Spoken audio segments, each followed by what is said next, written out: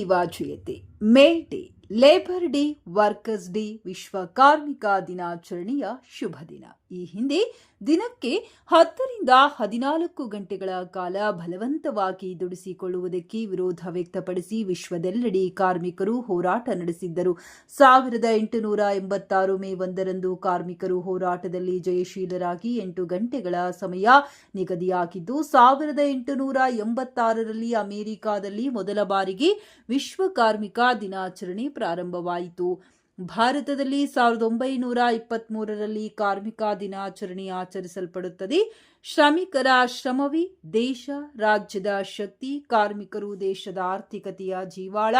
ಕಾರ್ಮಿಕರು ಬೆವರು ಸುರಿಸಿದರೆ ಮಾತ್ರ ಸದೃಢ ರಾಷ್ಟ್ರ ನಿರ್ಮಾಣ ಸಾಧ್ಯ. ಒಬ್ಬ ಕಾರ್ಮಿಕ ಪ್ರತಿ ರಾಷ್ಟ್ರಕ್ಕೆ ದೊಡ್ಡ ಆಸ್ತಿ. ಶ್ರಮಜೀವಿಗಳಿಗೆ ಕೃತಜ್ಞತೆ ಸಲ್ಲಿಸುವ ಶುಭ ದಿನ ಮೇ ಡೇ. ಎಲ್ಲ ದುಡಿಯುವ ವರ್ಗದ ಕಾರ್ಮಿಕರಿಗೆ ಅಂತಾರಾಷ್ಟ್ರೀಯ ಕಾರ್ಮಿಕ ದಿನಾಚರಣೆಯ ಶುಭಾಶಯಗಳು.